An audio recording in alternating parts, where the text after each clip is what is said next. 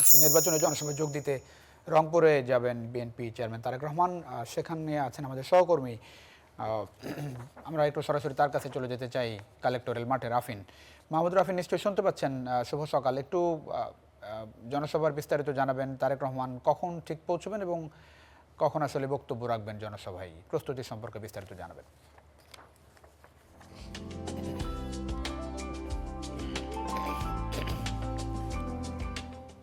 তারেক রহমানের আজকের যে নির্বাচনী জনসভা রংপুর কালেক্টরেট ঈদগাহ মাঠে, এটি বিকাল 4টা 30 মিনিটে অনুষ্ঠিত হবে। নির্বাচনী এই জনসভায় যোগ দেওয়ার আগে তারেক রহমান এই জুলাই গণঅভ্যুত্থানের প্রথম শহীদ বেগম রোকেয়া বিশ্ববিদ্যালয়ের শিক্ষার্থী আবু সাঈদের কবর জিয়ারত করবেন 3টা 45 মিনিটে রংপুরের পীরগঞ্জে। মূলত গতকাল বগুড়ার আলতাফুন্নেসা মাঠে তারেক রহমানের যে নির্বাচনী জনসভা সেটি মধ্যরাতে শেষ হয়েছে। এই জনসভার পর তিনি বগুড়ায় রাত্রি যাপন করেছেন এবং আজ 3টা 45 মিনিটে তিনি বগুড়া থেকে রংপুরের যে পীরগঞ্জ উপজেলার জাফরপাড়া সেখানে আসবেন আবু সাঈদের বাড়িতে। সেখানে নেতাকর্মীদের নিয়ে আবু সাঈদের কবর জিয়ারত করবেন এবং আবু সাঈদের বাবা মকবুল হোসেন, মা মনোরা এবং তার পরিবারের অন্যান্য সদস্যদের সাথে তিনি সাক্ষাৎ করবেন। এরপরে কিন্তু রংপুরের কালেক্টরেট ঈদগাহ মাঠ, সেখানে নির্বাচনী জনসভায় অংশ নেবেন, ধানের শীষের পক্ষে ভোট চাইবেন। এই জনসভায় কিন্তু ইতিমধ্যে মঞ্চ প্রস্তুত হয়েছে, অন্যান্য যে কাজ রয়েছে সে কাজও কিন্তু প্রায় শেষ। আজ সকাল 10টার মধ্যেই সমস্ত আয়োজন সম্পন্ন হবে, কারণ আয়োজক কমিটি কিন্তু মাত্র একদিন আগে এই সফরের বিষয়ে নিশ্চিত হয়েছে। রংপুর বিভাগের যে ৮ জেলা এর ৩৩টি আসন, সেখানকার এই ৩৩টা আসনের প্রার্থী নেতাকর্মীরা আজকের এই জনসভায় আসবেন।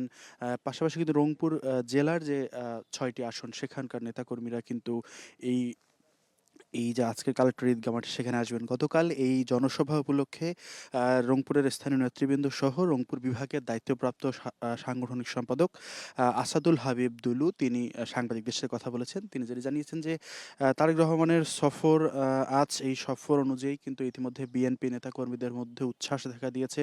কারণ দীর্ঘ ২২ বছর পর তারেক রহমান রংপুরে আসছেন। এর আগে তিনি রংপুরে এসেছিলেন শীতার্ত মানুষের জন্য শীতবস্ত্র বিতরণ এবং দলীয় কার্যক্রমে। মূলত তার এই সফরকে কেন্দ্র করে নেতাকর্মীদের মধ্যে যে আনন্দ, উচ্ছ্বাস, উল্লাস কাজ করছে সেটি আসলে তারা বলছে যে এই জনসভার মাঠ আসলে জনসমুদ্রে পরিণত হবে। রংপুর শহর এই নির্বাচনী জনসভার শহরে পরিণত হবে আজ।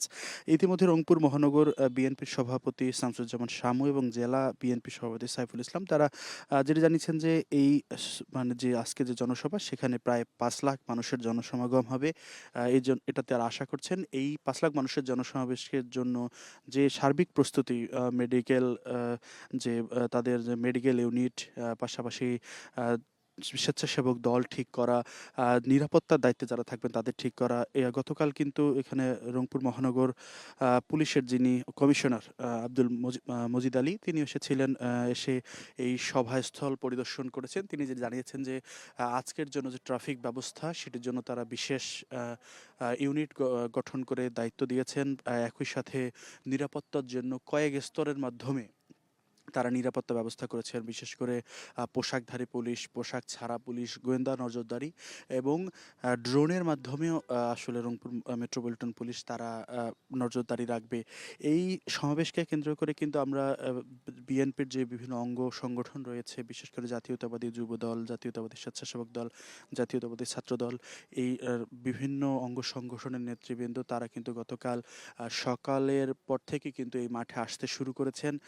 তারা সার্বিক কার্যক্রম দেখছেন। আমরা গতকাল মধ্যরাতেও দেখেছি কিন্তু বিভিন্ন পর্যায়ের নেতা কর্মী তারা এসে এই মঞ্চসজ্জার কাজ, এই যে জনসভা স্থল সেটি এই যে চারদিক থেকে যে যাতায়াত করবে, কোন জুলাই যোদ্ধারা তাদের পরিবার আসলে নির্দিষ্ট করে বসার স্থান রয়েছে সেটি নির্ধারণ করা হয়েছে। তো বিএনপির যে পেশাজীবী বিভিন্ন ইউনিট রয়েছে, বিশেষ করে আইনজীবী ফোরাম, ড্যাব সহ অন্যান্য যে পেশাজীবী ইউনিট তারা কিন্তু কোন দিকে আসলে বসবেন সেই বিষয়গুলো নির্ধারণ করা হয়েছে।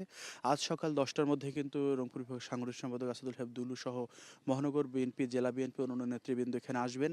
এই বিকেল 4টায় যে সভায় তারেক রহমান উপস্থিত হবেন সেই সভায় কিন্তু রংপুর বিভাগের 33টি আসনের যে সংসদ সদস্য প্রার্থী এবং বিএনপি তৃণমূলের নেতাকর্মীরা এই নির্বাচনী জনসভায় যোগ দিবেন এবং তাদের প্রত্যাশা বৈষম্যের শিকার রংপুর এবং তিস্তা মহাপরিকল্পনা এলাকার মানুষের দাবি তারেক রহমানের কাছে আসলে এই এই প্রতিশ্রুতির এই যে তাদের যে চাওয়া সেই চাওয়া আসলে প্রতিশ্রুতি মিলবে এবং আগামী দিনে তারেক রহমান কি নির্বাচিত হলে কি করতে চান সে বিষয়ে কথা শোনার জন্য মূলত দলীয় নেতাকর্মী এবং সাধারণ মানুষ মুখিয়ে আছে।